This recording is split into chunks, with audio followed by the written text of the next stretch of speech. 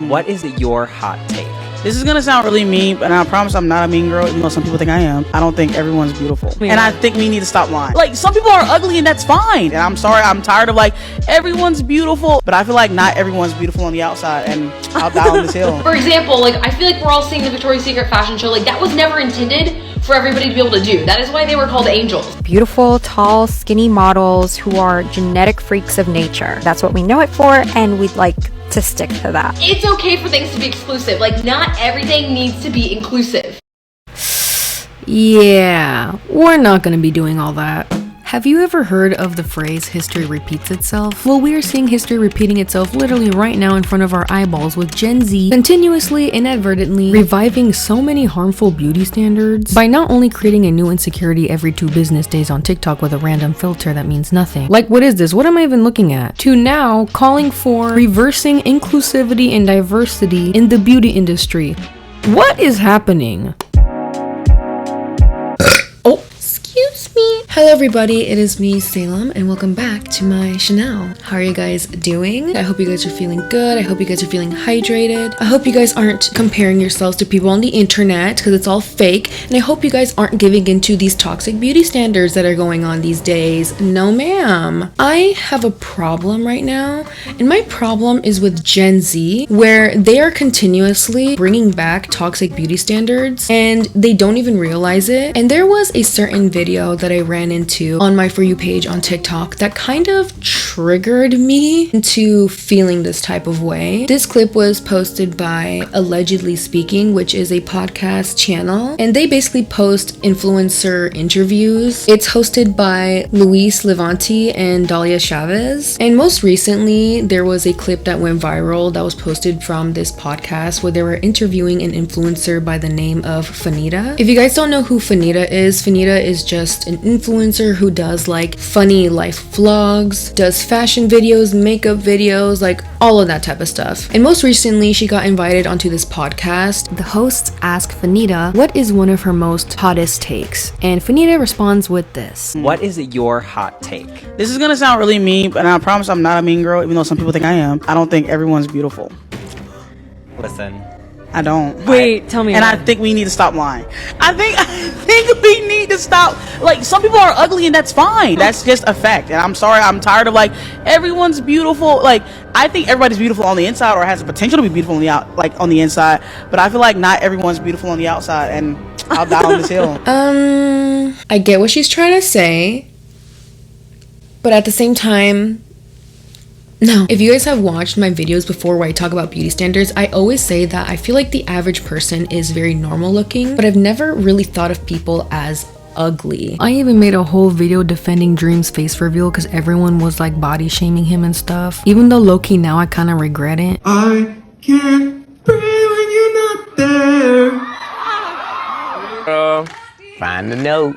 Find the note. But at least you guys know that I'm not lying about the way I feel. Yes, there are people who surpass the beauty standard to the point where you're like, wow, why do I even exist? But I genuinely believe that even if you aren't considered conventionally attractive or the beauty standard, that not only can you still be incredibly beautiful and attractive, but that there's someone out there for everyone. And even though I heavily disagree with her take on beauty, I think it's really ironic that people immediately jumped to body shaming her, making fun of the way that she looks, not realizing you guys are proving your point. 4 years, he's not gonna quit halfway through. Why are you boring me? I'm right. And Fanita made a response to all the backlash. Okay, so riddle me this. If everyone's beautiful and beauty's in the eye of the beholder, which is just a nice way of saying exactly what I said, how is it that I'm ugly? If everyone's beautiful and everybody's gorgeous and everybody's pretty, why does the word ugly even exist? Riddle me that. And if you guys think I'm ugly, that means you agree with what I said. And I think in general, this is the type of thinking that a lot of Gen Z carry. Everyone's beautiful, diversity is important, but then in the same breath will gladly and quickly hop on anyone they disagree with and immediately attack how they look. I think in general, Gen Z has been very, very bad with beauty standards. There is a concerning rise of shallowness in general in Gen Z that I'm just like, I don't understand why. Bought hard and used our voices is to ask for inclusivity, diversity, different body types. Yet I also see the same Gen Zers being pissed at the newest diversified version of the Victoria's Secret model runway shows, as well as obsessing with Y2K culture and bringing back the obsession with thinness from the Y2K culture to body checking trends on TikTok. I honestly think it's just one big mess, and I'm here to talk about it. But before I jump into these categories that I'm going to discuss, y'all know the drill. I need to pay my bills, so thankfully we have a word from our sponsors. We have two sponsors for today's video, so bear with me. The first one is HelloFresh. Fall time is finally here, and one thing that I'm super excited for is HelloFresh having in-season ingredients that are chef crafted and delivered right to your door so that you can make comforting recipes. And even though the fall can feel jam-packed, HelloFresh makes whipping up a home-cooked dinner actually doable with quick and easy options, including their 15-minute meals. That's less time than it takes to get a delivery. And with everything pre-portioned and delivered right to your door every week, it really is a no-brainer. One of my favorites right now is the roasted garlic and zucchini flatbreads, which are so yummy. I highly recommend to try those out. And you can enjoy these recipes as well. Go to hellofresh.com/50 Salem Tovar and use code 50Salem for 50% off plus free shipping. So you too can try out some tasty fall recipes today from HelloFresh.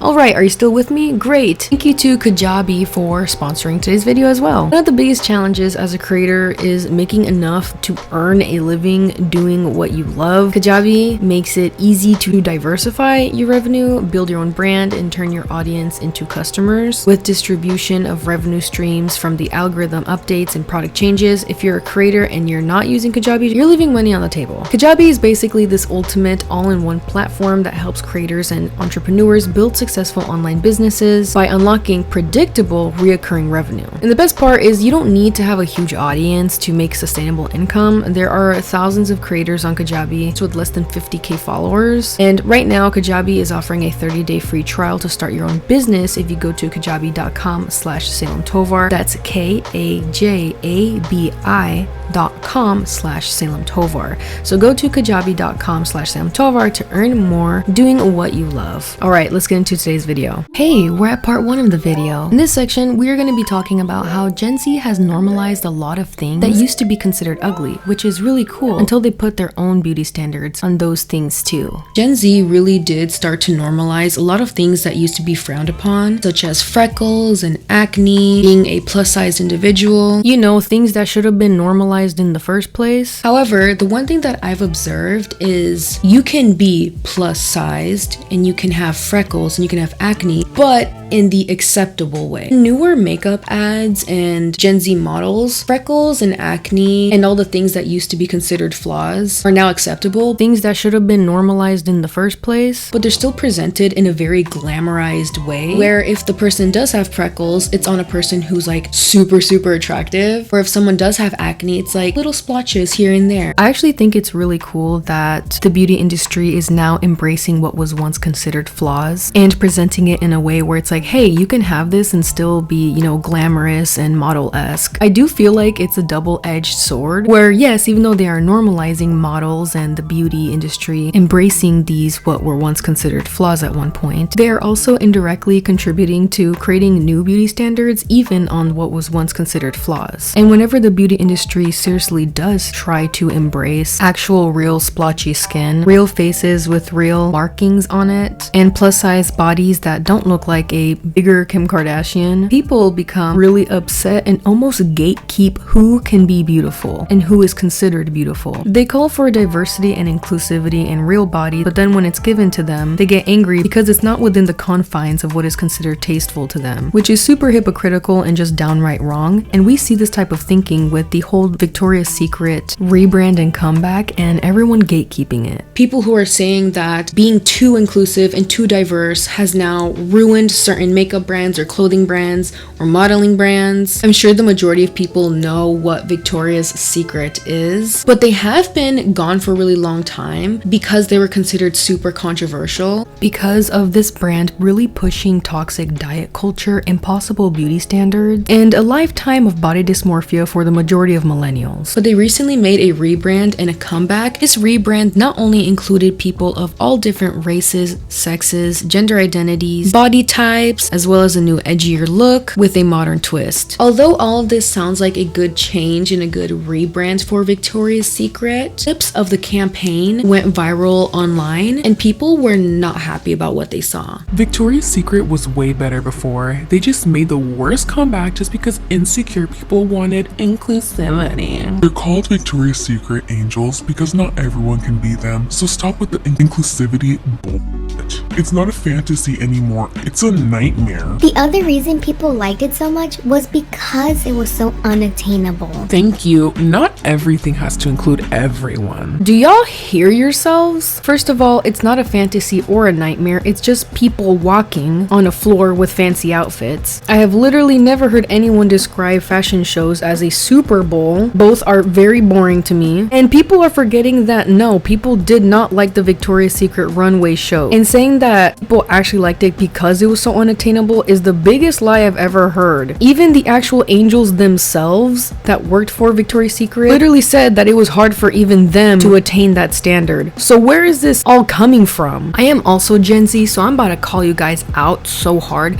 The way that Gen Z kisses the asses of billionaires, millionaires, celebrities, influencers, and models is insane to me. These people could not care less if you got hit by a semi-truck at 3 p.m. on a Wednesday. And the inability to think about how this could possibly affect anyone other than your guys' selves is crazy to me. If I had a child and they grew up in this culture, I would want it to be banned. But of course you guys don't think like that because the only thing that ever has mattered is how you guys view things. And if it doesn't affect you personally, then it's fine and it's good. And why isn't anybody else on board with you? It's almost as if just because something doesn't bother you or it doesn't affect you or give you body issues or anything like that doesn't mean that it's automatically good for everyone else. Sure, maybe they didn't present the stuff the way that people wanted, but the fact that Gen Z and millennials were able to get a huge brand like this to actually listen to them is a really big deal. And I think the non-toxic, fair criticism that people are giving this rebrand is valid, but what isn't valid is to immediately jumping to excluding people and giving reasons as to why people should be excluded or making fun of or body shaming the newer models. It just seems at this point that there is room for people of all shapes and sizes with different attributes, but I feel like constantly being bombarded by super hot perfect people all the time everywhere is rotting Gen Z's brain and perception of beauty. Part 2. Why is everyone on social media literally perfect? And how come when they have flaws, they still don't seem as bad as mine? Here's the dealio, guys. People are actually really normal looking, and it's most likely that you yourself, yes, you who are watching this, is also most likely normal looking and actually a lot more attractive than you think. And I'm literally being serious. Like, there's literal scientific proof that shows that the average person doesn't know that they're a lot more attractive than they think. 20% more, in fact. The reason why you're so convinced that you're ugly or that you're not attractive is because everyone else around you is supermodel level hot on social media, and that is not normal. I don't think us as humans were meant to digest this much hotness and perfectness every single second of the day in our lives. I genuinely believe that it has to be rotting our brains in some sort of way. And the thing about that is the majority of the time it's because people edit their photos, people still use Facetune on their photos that make people look completely different. The reason why people look at their flaws and insecurities as so catastrophic and so different from their influencer counterparts and people who are online when they speak of their insecurities is because their insecurities are nothing like a normal person's insecurities. The amount of times that I have seen these perfect, handsome Squidward looking at hoes on Instagram and TikTok be like, guys, this is how real skin looks like, and then this is how they look. Hashtag normalize acne. Like, girl, bye. I've also seen ones of super thin and very fit influencers make videos about this is how a real body looks, and they are literally They are literally trying so hard, almost giving themselves a freaking hernia, trying to make themselves look bloated by pushing out their stomachs as hard as they can to seem relatable. Once again with the caption, normalize this. Knowing damn well they look like they go to the gym every 2 hours and only eat celery. Like, you are not one of us. You are not one of us. That's just the truth. But as soon as someone who does have a real body goes online and shows their body, they're body shamed. And yes, thankfully, I have seen a majority of nice comments saying, hey, thank you. Usually we see people who are exaggerating about their acne, but seeing someone like you share their acne story has definitely helped me. But amidst those comments, it will always be people who are like, you are so brave for this. Wow, I wish I had this confidence. I've always found them really weird because it low-key insinuates that you are in a position that shouldn't be sharing how you look, and the mere act of you existing is brave. And I don't think people realize how messed up that is. How long have I been ugly, Patrick? As long as I can remember. You poor, ugly thing, you. Now, obviously, I understand that I can't argue that people should be nice 24/7. People are always going to be mean. The internet, I can't ask for rationality out of literally the most irrational place that there is. I just think that there is this really weird hypocrisy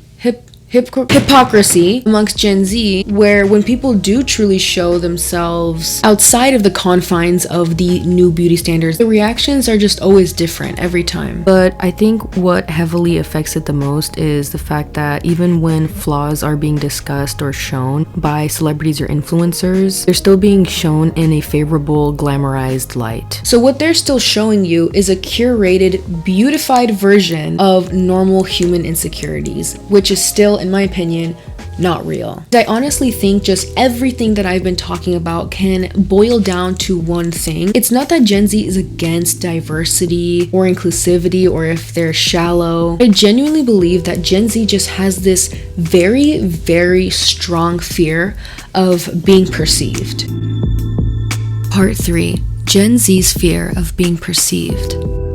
I have talked a lot about body checking trends and trends that have to do with you making sure that you're hot. Do you have siren eyes or doe eyes? Did you know siren eyes are more pretty? And then comments will be like, I wish I had siren eyes. Y'all come up with something new every week, I swear. And then with the new beauty standards y'all come up with every week, people gain new insecurities every week. The reason for these trends being so huge and for so many Gen Zers participating in these trends is because there is a huge fear of being perceived and being perceived as other. There's a reason why so many people want to be the beauty standard, why they want to be able to conform. That's because within the fear of being perceived, there is a pressure to conform. Because Gen Z has basically made this culture of everything being oversaturated, everything being picked on, everything being commented on because of this culture of always being on social media. It has now created this hyper awareness of, how do I look from the side?